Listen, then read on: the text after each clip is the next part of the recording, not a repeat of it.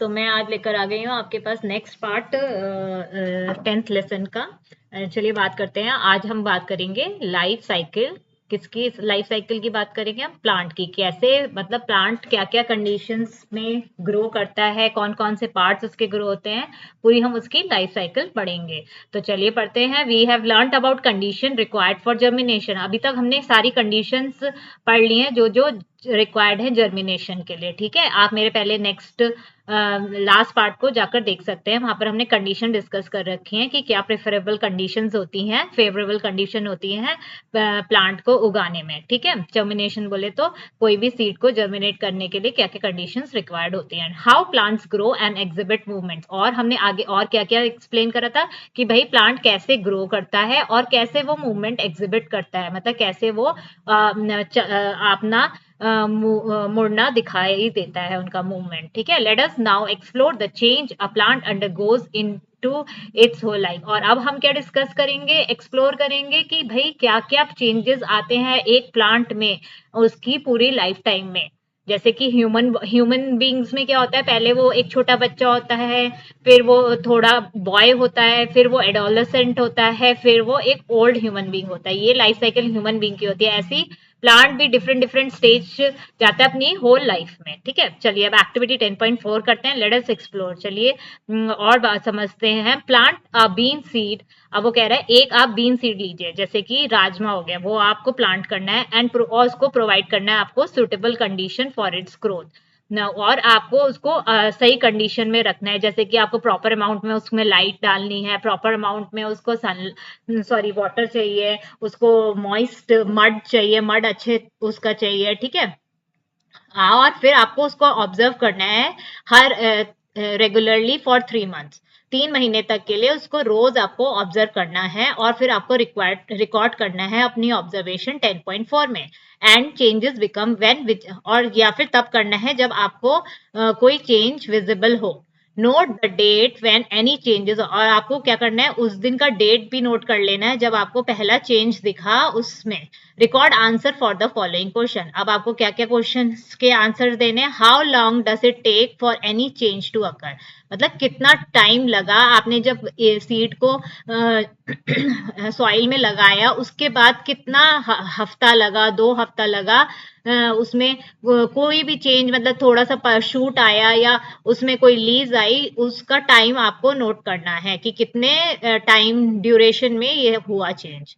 Make sketch of various changes that you observe in table point. और आपको क्या करना है, जो भी आपने ऑब्जर्व चेंज देखे आपको सबका उसका डायग्राम बनाना है 10.4 में। After how many days does the first flower appear, और आपको फिर ये भी बताना है कि कितने दिनों बाद आपको पहला फ्लावर मिला। ठीक है, आफ्टर सम प्लांट और part of the flower have dried can you see any further growth. अब जब वो फ्लावर के पार्ट जब ड्राई हो गए, मतलब वो मुरझा गए, तो उसके बाद भी आपने कोई ग्रोथ देखी, आपको ये भी आपको आंसर करना है। फिर आपको क्या करना है, which structure do the remaining part of the flower develop into, और कौन कौन से पार्ट फ्लावर के डेवलप हुए। ठीक है, can you notice a pod और a fruit with seed develop from a flower. अब आपने क्या नोटिस करा कि कोई फ्रूट भी निकला फ्लावर में से। और what happens to the plant after the fruit containing seeds are formed, और उसके बाद प्लांट का क्या हुआ जब फ्रूट बन गया और उसमें सीड्स आ गई, उसके बाद प्लांट का क्या हुआ। तो आपको ये टेबल 7.4 दे रखी है जहां पर आपने चेंजेस ऑब्जर्व करने हैं during the growth of the plant. तो पहली डेट हम कोई सी भी ले लेते हैं, जैसे कि मतलब जैसे हमने डे 2 पे हमने क्या करा, सीड आर सोन। ठीक है, डे 2 में हमने क्या करा, सीड आर सोन। तो यहाँ पर हमने एक स्केच बना दिया। ये आपकी मिट्टी है। ठीक है, दिस इज योर सॉइल। ये देखिए ये आपकी सॉइल है और आप इसमें एक किडनी बीन सो कर रहे हैं। ठीक है, अब आपने डे थ्री में आपने इसमें क्या है, इसमें क्या है, सीड्स आर सोन। अब डे 2 में आपका क्या है, सॉरी डे थ्री में क्या हुआ, आपने सीड जो है वो स्वेल कर गया, सीड स्वेल्ड। और स्वेल करने से क्या करा, seed swells as water is, क्यों स्वेल करा, एज वाटर इज एब्जॉर्ब। ठीक है, वाटर एब्जॉर्ब करा उसने, सीड ने, कहां से, मिट्टी से करा। और क्या हुआ उसका जो उसका सीड कोट था, the seed coat become soft, ठीक है, बिकम सॉफ्ट, वो नरम हो गया पानी की वजह से। तो यहाँ पर हम ड्रॉ कर सकते हैं एक सीड को और उसका सीड कोट दिखा सकते हैं ऐसे कर कर, ठीक है, और वो क्या हो गया, सॉफ्टन हो गया। चलिए अब डे 4 की बात करते हैं। डे 4 में हम क्या देखेंगे, रूट्स विल इमर्ज, है ना, रूट्स इमर्ज करने लगेंगी उसमें से, और कहाँ की तरफ वो करेंगी, एंड ग्रो डाउनवर्ड, रूट तो हमेशा नीचे की तरफ करेंगी, है ना, और क्या करेंगी, और shoot will also appear and it will also appear and it will grow upward and it will grow upward।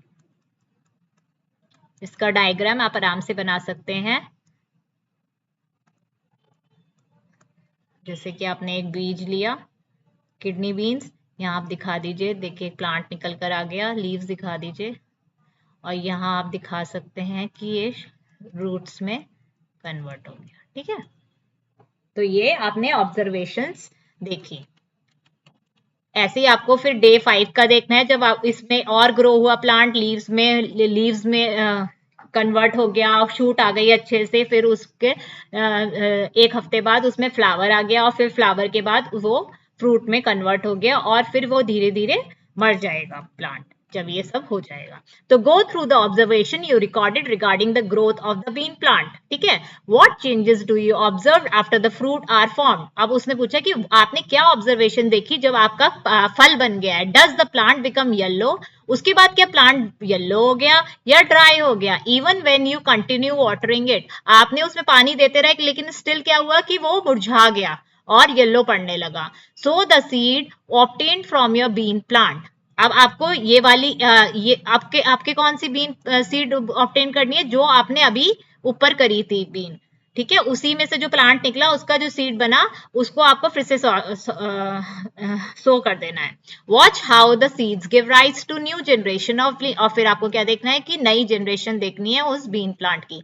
Compare the sketch that you have drawn in table 10.4 with figure 10.5। A seed grow into a young, ये तो आपको पता है, ये seed मैंने ऊपर बनाया था, यंग प्लांट में ग्रो हो गया और फिर उसको मैच्योर हो गया, फिर to produce flower and fruit, उसके बाद और वो बड़ा हुआ तो उसमें फ्लावर और फ्रूट्स आ गए। The fruit in this case a pod contain seed, और फ्रूट के अंदर क्या होता है, सबको पता है कि उसी के अंदर सीड होती है जिससे कि हम नया प्लांट ग्रो कर पाते हैं। Which give rise to new generation of bean plant, है ना, वो सीड ही आपको नई जनरेशन बनाती है। The entire process from a seed to a plant and then to the next generation of seed is called the life cycle. अब life cycle की definition क्या है, जो ये एंटायर प्रोसेस है कि भाई पहले हमने सीड सो करा, फिर उसमें प्लांट बना, फिर उस प्लांट में जब फ्रूट आया तो उसमें अगेन सीड आया और अगेन हमने उसको नेक्स्ट जनरेशन फिर उसको सो करा और फिर वो फिर से प्लांट में ग्रो हो गया, that is called life cycle. तो आपको ये याद करनी है लाइफ साइकिल की cycle, the entire process from a seed to a plant and then to the next generation of seed is called life cycle of a plant, ठीक है। When a plant stops growing and all activities of life gradually comes to an end even after the availability of all necessary condition, the plant is considered dead. मतलब ये कह रहा है कि जब आपका प्लांट रुक जाएगा, जब उसने फ्लावर दे दिया और फ्रूट दे दिया तो वो ग्रो करना स्टॉप कर देगा और उसकी लाइफ धीरे धीरे एंड होने लगेगी, और वो एंड होने लगेगी, स्टिल वहां पर हम सारी चीजें कंडीशंस दे रहे हैं बट स्टिल वो एंड होने लगेगी और क्या होगा, प्लांट मर जाएगा। तो यहाँ इन्होंने डिफरेंट डिफरेंट स्टेजेस दिखा रखी हैं। यहाँ पर इन्होंने एक ट्री प्लांट कर रखा है, वो अब उसमें देखिए एक शूट आगे, नीचे रूट भी आगे होगी, तो ये स्टेज नंबर 5 है जिसमें प्लांट पूरा ग्रो हो गया। तो सबसे करते हैं 10.5 की लाइफ साइकिल ऑफ एनिमल। मतलब अब एनिमल, अभी हमने प्लांट की लाइफ साइकिल पढ़ी, अब हम किसकी पढ़ेंगे, एनिमल की लाइफ साइकिल की, उसमें क्या क्या चेंजेस होते हैं through out is life. We have learnt about the life cycle of a plant. We have seen that a plant goes through many changes in its life cycle. Have you ever observed how animals grow over time? Draw a sketch of their young ones and name them.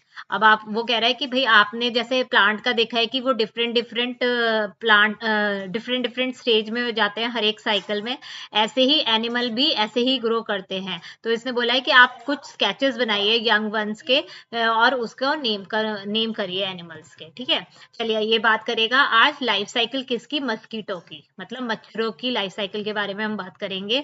Mosquitoes buzzing around is a common experience for all of us, है ना। Mosquitoes जो आपने देखा होगा आपके कानों पे बज हम हमिंग करते रहते हैं, मतलब भन भन करते रहते हैं आपको जब आप सोते हो, आपने ध्यान दिया हो तो। Female mosquitoes are blood sucking insect, और जो फीमेल मस्किटोज होते हैं, जो मतलब गर्ल्स वाली मस्किटोज होती हैं, वो क्या होती हैं, ब्लड सकिंग होती है, मतलब वो खून पीती हैं आपका। Insect that transmit several disease, और वो बहुत सारी डिजीज भी लाती हैं, जैसे कि क्या क्या होती हैं, मलेरिया, डेंगू, चिकनगुनिया, ये सब कौन कौन कॉज करता है, female mosquito.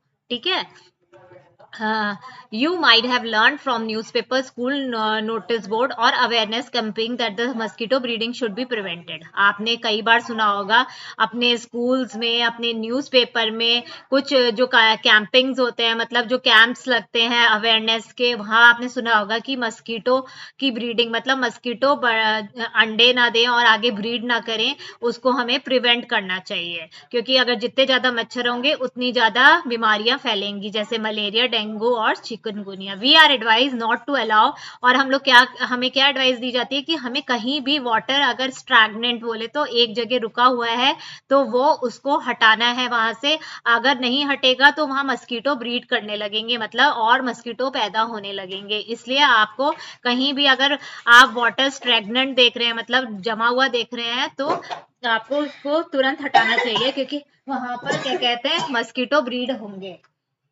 Why is it so? ऐसा क्यों है? Does stagnant water have any relation with mosquitoes laying eggs? ये पूछ रहा है कि ऐसा क्यों है कि भाई जो खड़ा हुआ पानी है उसमें क्या कहते हैं, मस्कीटो क्यों एग ले कर रहे हैं। ठीक है,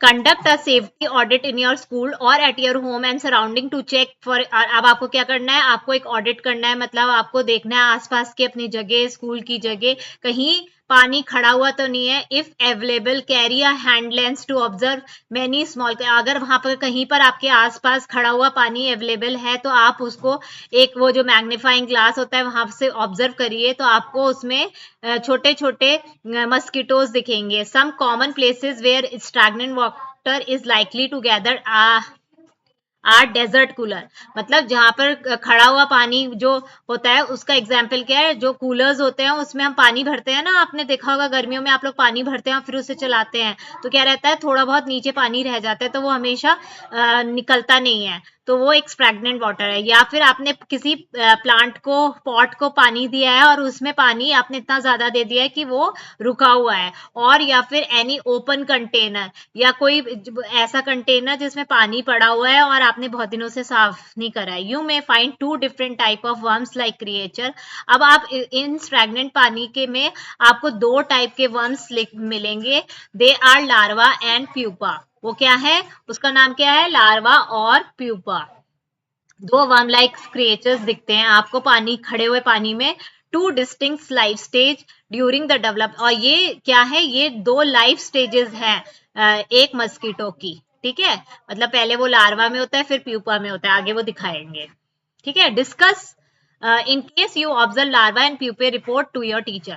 अगर आपको स्टैग्नेंट वाटर में आपको लार्वा और प्यूपा दिखा तो आप अपनी टीचर को बताइए। Discuss with the teacher and classmate about the necessary measure one can take to prevent breeding. और फिर आपको क्या डिस्कस करना है कि कैसे हम प्रिवेंट कर सकते हैं इनकी ब्रीडिंग, मतलब ये आगे और मल्टीप्लाई ना हो, इनकी ब्रीडिंग हम कैसे स्टॉप कर सकते हैं। What difference do you observe in the shape of larva, और आपको क्या क्या डिफरेंट लग रहा है लार्वा और प्यूपा में। जैसे यहाँ पर इन्होंने दिखा रखा है, ये खड़ा हुआ पानी है, स्टैग्नेंट वाटर है। ठीक है, यहाँ पर इन्होंने क्या अपने लेंस से क्या देखा है, एक प्यूपा हो रहा है, एक लार्वा हो रहा है। देखिए दोनों देखने में डिफरेंट है ना, एक में स्पाइक से ये और ज्यादा ग्रो हो गया है। ठीक है, प्यूपा। तो mosquito, larva and pupa observed in water, what is repeatedly come to the water surface, what can be the reason for this? Mosquito larva and pupa live in water and require air to respire. अब ये कह रहा है कि जो ये आपको larva और प्यूपा मिलेगा वो कहाँ पर मिलेगा, आपको सरफेस पे मिलेगा। ठीक है, मतलब पानी के एकदम तले पे मिलेगा, मतलब यहाँ ऊपर की तरफ मिलेगा। देखिए ये दिखा रखा है ना, क्यों ऊपर की तरफ होगा, क्योंकि लार्वा और प्यूपा को लिव करने के लिए क्या होता है, उन्हें एयर चाहिए होती है जो कि वो एनवायरमेंट से लेते हैं, इसलिए वो ऊपर की तरफ होते हैं। They move to the surface of the water for air. वो क्यों वो सरफेस की तरफ आते हैं, क्योंकि उन्हें हवा भी चाहिए होती है अपना ब्रीथ करने के लिए। How can the life cycle of a mosquito be disrupted. अब ये पूछ रहा है कि कैसे हम इन मस्कीटोज की लाइफ खत्म कर सकते हैं, मतलब ये आगे ब्रीड ना करे। I have seen my mother spraying kerosene oil on a stagnant water. तो आपको क्या करना है, जो कहीं भी अगर पानी आप खड़ा हुआ देख रहे हैं तो आप उसमें ऑयल आता है केरोसिन ऑयल, उसको डाल दीजिए, मिट्टी का तेल बोलते हैं उसको। तो उनकी ब्रीडिंग रुक जाएगी, वो वहीं पर मर जाएंगे। तो फिर क्यों केरोसिन ऑयल क्या करता है, kerosene oil forms a thin layer over the water surface. Kerosene oil क्या करता है, वो एक थिन लेयर बना देता है वाटर सरफेस पे। This layer separates water from air. इस लेयर से क्या होता है, ये सेपरेट कर देता है वाटर को from air and does not allow larva and pupa to inhale air. और उससे क्या होता है कि जो लार्वा और प्यूपा उस स्टैग्नेंट वाटर में होते हैं वो हवा ही नहीं इनहेल कर पाते हैं और वो मर जाते हैं। तो आपको ये रीजन पता होना चाहिए कि केरोसिन ऑयल क्या करता है, वो एक थिन लेयर बना देता है वाटर सरफेस के ऊपर, मतलब पानी के तले के ऊपर एक थिन सरफेस बना देता है, और जो प्यूपा लार्वा होते हैं वो ब्रीथ नहीं कर पाते और वो फाइनली डाई हो जाते हैं। तो आपको आप समझ में आ गया लाइफ साइकिल ऑफ मस्कीटो। अब ये कह रहा है एक्टिविटी 10.5 की बात करते हैं। Let us analyse. अब हम देखते हैं, हम एनालाइज करते हैं कुछ चीजें कि क्या करना है। Let us solve an interesting puzzle. एक हम पजल सॉल्व करेंगे। How will you decide which stage larva और pupa come immediately after the egg stage. अब ये पूछ रहा है कि भाई लार्वा आएगा पहले या प्यूपा आएगा जब एग स्टेज से निकलेगा। Suppose you are given a container with water from a puddle containing larva and pupae. Design an activity to find out the correct sequence of the। अब वो आपको स्टेज बतानी है कि पहले लार्वा होगा या पहले प्यूपा होगा। तो इसने कहा कि आपको क्या करना है कि आपको एक पडल, मतलब आपको एक कीचड़ का पानी लाना है जिसमें लार्वा और प्यूपा प्रेजेंट है, और आपको एक एक्टिविटी बनानी है, डिजाइन करनी है। ठीक है, तो पहले आपको क्या करना है, I have a water container with mosquito larva and pupae. I will separate 4 to 5 larva and pupae into 2 separate container. और उसने कहा कि एक कंटेनर में हमने लार्वा रख लिया, एक कंटेनर में हमने प्यूपा रख लिया। I will observe them every day until I see them changing the next stage.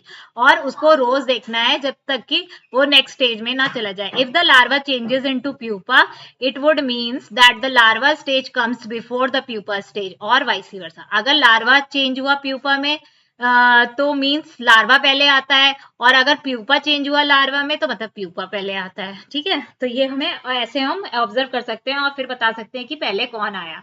I will keep watching both the containers to see in which of the mosquito appear first. और पहले हमें देखना है कि कौन से उसमें मस्कीटो पहले हुआ। The observation will help us to learn the correct sequence of growth. तो इससे हमें पता चलेगा कि क्या करेक्ट सीक्वेंस है मस्कीटो की लाइफ साइकिल का। Now suppose you are given a container filled with water from a puddle which contain larva and pupa without separating them from the container. How would you design the activity to describe which stage out of the two given way to the next? अगर आपको ऐसा अब ये पूछ रहा है कि भैया अगर हमें नहीं सेपरेट करने को मिला तो आप कैसे डिसाइड करोगे कि कौन सी स्टेज पहले आती है। Give way to the next. तो देखिए इसमें दिखा रखा है, पहले स्टेज 1 क्या है, इसमें एग है। ठीक है, ये एग है मस्कीटोस के। फिर स्टेज 2 पहले लार्वा आएगा। ठीक है, फिर क्या आएगा, फिर वो लार्वा कन्वर्ट हो जाएगा प्यूपा में, ये थर्ड स्टेज है। और फिर एक ये ऐसा मस्कीटो बन जाएगा जो आपका खून पीता है। ठीक है, तो ये आपका हो गया आज का। हाँ जी, चलिए चलते हैं। Let us learn about the stages in the life cycle of a mosquito. अब हम क्या करेंगे, डिफरेंट स्टेजेस के बारे में पता करेंगे। मॉस्किटोस कितने स्टेजेस से पार करता है, 4 स्टेजेस होते हैं इनकी लाइफ, जो कि क्या क्या होता है, एग होता है, लार्वा होता है, प्यूपा होता है और एडल्ट होता है। The adult mosquito that emerge from the pupa rests briefly on the surface of water and then, पहले वो क्या करता है, थोड़ी देर बैठता है पानी के ऊपर और फिर वो क्या फ्लाई कर जाता है। द एडल्ट मॉस्किटो की लाइफ जो होती है वो 10 से 15 दिन तक की होती है। We have seen that a mosquito begins its life as an egg ठीक है। स्टेज 1 क्या होता है, पहले एग होता है वो, फिर वो किस में, लार्वा में वो होता है, वो स्टेज 2 होता है, फिर वो लार्वा से प्यूपा में बनता है तो वो स्टेज 3 होता है, और प्यूपा से वो एक एडल्ट मस्कीटो बन जाता है, वो होता है आपका stage 4। The adult female mosquito ले एग डायरेक्टली ऑन, जो एडल्ट फीमेल मस्कीटो होता है वो क्या होता है कि वो डायरेक्टली क्या करता है, एग अंडे दे देता है पानी के ऊपर नियर द वाटर, और वो ये साइकिल फिर कंटिन्यू रहती है। Significant change occur in the appearance. अब आपने देखा कि भाई प्यूपा, लार्वा और एग में बहुत डिफरेंस होता है। एग तो छोटा सा होता है, फिर जब वो लार्वा में चेंज होता है तो वो डिफरेंट तरीके का होता है, और फिर वो मतलब सिग्निफिकेंट चेंजेस होते हैं हर एक स्टेज में। Appearance, body shape and structure during the various stage of the life cycle of mosquito. The shape of the egg is quite different from the larva, है ना, और the larva appears very different from pupa, the pupa appears very distinct from the adult mosquito। ठीक है। Is it easy to imagine that a mosquito emerge from a pupa, इसलिए हम imagine भी नहीं कर सकते कि मस्कीटो इमर्ज करता है प्यूपा से, है ना, क्योंकि वो कितना डिफरेंट दिख रहा है एक दूसरे से। अब आइए ये कुछ इंफॉर्मेशन दे रखी है इन्होंने ब्लॉक में, उसके बारे में और पढ़ लेते हैं। The silk moth also passes through. अब सिल्क मॉथ की बात करें हम, सिल्क जो सिल्क का कपड़ा बनाती है वो भी 4 लाइफ स्टेजेस दिखते हैं इसमें भी एग होता है, लार्वा होता है, प्यूपा होता है और एडल्ट होता है। एग हैचेस इनटू लार्वा, यहाँ पर भी एग किस में कन्वर्ट हो जाता है, लार्वा में, which then grows in size, फिर वो बड़ा हो जाता है, और लार्वा क्या सिक्रीट करता है, एक थ्रेड लाइक मटीरियल करता है, विच दे रैप, वो अपने आप उसके बांध लेता है अपने आप को, रैप मतलब बांधना, around themselves before changing to pupa, फिर वो प्यूपा में चेंज हो जाता है। दीज आर द, और ये फाइबर्स वही हैं जिससे हम ये सिल्क फैब्रिक बनाते हैं, मतलब जो साड़ी बनती है, जो कुर्ते बनते हैं सिल्क के, वो सारे इसी से बनते हैं। In India the khadi and the village industry commission has set several centres for silk production. ऐसे बहुत सारे सेंटर प्रोडक्शन लगा रखे हैं इंडिया में। चलिए अब हम फ्रॉग की बात करेंगे, लाइफ साइकिल फ्रॉग में कैसे होती है। हमने मस्कीटो की बात कर ली, प्लांट की बात कर ली, हमने सिल्क वॉर्म की बात कर ली, अब हम किसकी बात करेंगे, फ्रॉग की। Let us analyse. Avadhi and Ayush are dressed up in a full sleeve shirts and full pants today. ठीक है, ये लोग कैसे ड्रेस हुए हैं, इन्होंने पूरी प्रॉपर शर्ट पहनी हुई है, लंबे स्लीव्स की और फुल पैंट्स की। It has been raining intermediately for a week, और बहुत देर से धीरे धीरे बारिश हो जा रही है पूरे हफ्ते से। They are going out of their classmates for an activity. After a brief walk led by their science teacher they reach a shallow pond. ठीक है, ये लोग गए एक्टिविटी के लिए बाहर, और अपनी साइंस टीचर के साथ वॉक कर कर ये लोग कहाँ पहुंचे, एक शैलो पॉन्ड में, मतलब एक गहरा पॉन्ड था। It is surrounded by trees and tall grasses, और वो किससे सराउंडेड था, मतलब कि उसके आसपास क्या था, ट्री था, टॉल ग्रासेस थे। The teacher cautions them to watch everything from a distance, और टीचर ने क्या बोला कि आप लोग ध्यान रखिए अपना और दूर से ही देखिए, विदाउट कॉजिंग एनी डिस्टर्बेंस। आपको कोई भी डिस्टर्बेंस, मतलब वहां पर कोई भी आहट नहीं करनी है। You may also go to a small water body during the rainy season with a facilitator and explore, और आप भी जा सकते हो अपने टीचर के साथ ये सब देखने के लिए, और सेफ्टी प्रिकॉशंस भी आप वहां पर लीजिए। ठीक है, चलिए। You may notice a white jelly like substance on the surface of water toward the edge of the pond. अब आप क्या देखोगे, आप पॉन्ड के पास जाओगे तो आपको एक जेली जैसा चीजें दिखेंगी वहां पर, और टुवर्ड द एज मतलब एकदम एज बोले तो यहाँ सरफेस की तरफ आपको जेली जैसी चीज दिखेगी। This may also be attach to the plant growing in और अराउंड, और ये अटैच भी हो सकती है, देखिए ये दिखा रखी है जेली जैसे, ये प्लांट से अटैच होगी। ठीक है, attached to the plant growing in or around the water. The jelly like substance is actually a cluster of egg of a frog. अब वो क्या है, वो बहुत सारे अंडे हैं किसके, फ्रॉग के, और उसको क्या बोलते हैं हम, स्पॉन बोलते हैं, इज नोन एज स्पॉन, इसको हम क्या बोलते हैं, स्पॉन बोलते हैं। Observe the features of all the stages of frog shown in 10.7। अब आप यहाँ पर बहुत सारे स्टेजेस दिखा रखे हैं फ्रॉग के, ये अंडे को हम बोलते हैं स्पॉन बोलते हैं, जो क्लस्टर ऑफ एग्स होते हैं उसको क्या बोलते हैं, स्पॉन। तो यहाँ क्या है, some of the stage shown distinct changes in their initial and final shape, है ना, इनिशियली कैसे शेप है और फाइनल कैसे शेप है, ये आप देखिए। यहाँ पर ए से ये गया इसमें, फिर बी से इसमें गया, फिर सी से डी में गया, फिर डी से ई में गया। ठीक है, और फिर फाइनली इसने फिर से एग दे दिया। तो ये आगे बताएगा कौन कौन सी स्टेज का क्या नाम है। Best Based on the observation listed on 10.5, draw the life cycle of frog. Compare the figure drawn by you with 10.8. ठीक है, इसमें आपको देखना है, ये आपको स्टेज लिखनी है यहाँ पर। पहले हम आगे पढ़ लेते हैं, अब फिर हम डिस्कस करेंगे ऊपर वाली टेबल के बारे में। Some of the stages have been clubbed together, for example stage A and F in figure 10.7 has been kept under stage 1, है ना, क्योंकि वो अंडे फिर से दे दिया उसने, तो वो स्टेज 1 में रखा गया है। You will find 4 stage in the life. अब यहाँ पर भी 4 स्टेजेस ही हैं फ्रॉग में भी। द फर्स्ट क्या है, एग स्टेज है, which progress to the embryo stage. वो दूसरे स्टेज क्या है, एम्ब्रियो स्टेज। मतलब ये देखिए, इसमें दिखा रखा होगा नीचे, एक मिनट मैं नीचे कर दूं थोड़ा सा। हाँ ये देखिए, ये देखिए, ये स्टेज 1 है, एग है, ठीक है, डे 3-4 का है। ये स्टेज 1 है, ये एग है, फिर ये स्टेज 1 एम्ब्रियोज हैं। ये जब इससे सर्कल हो गए तो एम्ब्रियोज बन गए। फिर स्टेज 2 में ये टेटपोल बन गए। ठीक है, देखिए कितने डिफरेंट हो गए हैं विद टेल, और ये टेल के साथ हैं। और ये स्टेज 2, ये स्टेज 2 ही है। ठीक है, ये दोनों स्टेज 2 है। इसमें क्या हुआ, इसके पैर भी आ गए। ठीक है, ये आपको पैर दिख रहे हैं ना। स्टेज 2 ए में लेग नहीं है, टेल है। और स्टेज 2 बी में टेटबुल के लेग भी हैं। और थर्ड स्टेज में फ्रॉगलेट एक फ्रॉग की तरह हो गया। और स्टेज 4 में, तो इसमें क्या कहते हैं, स्टेज 1 में 2 स्टेज हैं, और स्टेज 2 में 2 स्टेज हैं। और फिर थर्ड स्टेज 12 वीक का है, वो उसमें फ्रॉगलेट दिखाया है ये आपका। और जो फाइनल स्टेज है वो एडल्ट फ्रॉग है, वो 14 वीक में, मतलब 14 हफ्ते में आपका फ्रॉग बनकर तैयार हो जाता है। ठीक है, 3-4 दिन में एम्ब्रियो कन्वर्ट हो जाता है। फिर 7 से 10 दिन में टेटपोल विद टेल होता है। फिर 8 से 10 हफ्ते में ये टेटपोल में लेग आ जाते हैं। और फिर 12 हफ्ते में एक फ्रॉगलेट बन जाता है। और फिर फाइनली 14 वीक के बाद एक एडल्ट फ्रॉग बन जाता है। फिर वो अगेन ले कर देता है एग। ठीक है, तो ये आपको याद करना है कि कैसे क्या हुआ और कितनी स्टेजेस है। हालांकि है तो 4 स्टेजेस, बट स्टेजेस के अंदर भी 2 स्टेजेस और हैं। ठीक है, आगे बढ़ते हैं हम लोग। ये होपफुली आपको समझ में आ गया होगा। Discuss the class along the following points. How are these eggs of a frog different from the other egg that you may have seen? अब आपको कैसे इसके अंडे अलग कैसे दिख रहे हैं, देखिए ये जेली जेली शेप सी हमने कभी नहीं देखी थी अंडों की, ये इसलिए डिफरेंट लग रहा है। Which stage has the shortest duration?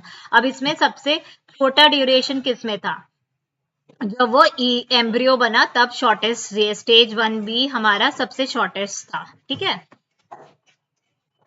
फिर उसके बाद which stage has the shortest duration, ये मैंने आपको बता दिया कि स्टेज 1 हमारा शॉर्टेस्ट ड्यूरेशन था। Is there a change in the habitat during the various stage in the life cycle of a frog? नहीं, हैबिटेट सेम ही रहा सब जगह, वो वाटर में ही हुआ ये सब कुछ। ठीक है, how do the special feature support that stage? तो यहाँ पर आगे पढ़ते हैं इनके बारे में। पहले observe figure 10.8, you will see that the tadpole develop legs but still have tail, है ना, उसकी लेग भी डेवलप होगी लेकिन टेल भी है। Tails have helps them to, अब टेल क्यों थी भैया, क्योंकि वो उसको हेल्प कर रही है किसमें, स्विम करने के लिए, क्योंकि ये सब पानी के अंदर हो रहा है। Tadpole grows gradually and start looking like little frog, है ना, टेडपोल किसकी तरह दिखने लगा, छोटे फ्रॉग की तरह, कॉल्ड फ्रॉगलेट, उसको हमने क्या बोला, froglet. They still live in water but begin to spend some time on land, ये लोग पानी में ही रहते हैं लेकिन थोड़ा बहुत टाइम वो लैंड पे भी गुजारते हैं। They continue to grow and lose their tail, और थोड़े समय बाद ये फ्रॉगलेट जो होता है वो अपनी टेल लूज कर लेता है और वो फ्रॉग में कन्वर्ट हो जाता है। देयर लेग्स बिकम स्ट्रॉन्ग, और उनके जो पैर होते हैं वो ज्यादा स्ट्रॉन्ग हो जाते हैं, जो कि उनको हेल्प करते हैं जंप करने के लिए and on land. They become fully developed and adult frogs who live both, और एडल्ट फ्रॉग आपको पता ही है वो दोनों जगह रहता है, पानी में भी रहता है और धरती पे भी रहता है। तो होपफुली आप लोग को समझ में आ गया होगा। Do you think that bird also shows significant changes in the various stage of the life cycle? अब आपको क्या लगता है कि भाई बर्ड भी डिफरेंट स्टेजेस? यस, सब लोग ही डिफरेंट स्टेजेस के थ्रू अपनी लाइफ साइकिल पूरी करते हैं। How does the life cycle of animal differ from the plant? अब कैसे एनिमल की लाइफ साइकिल डिफरेंट होती है एनिमल से?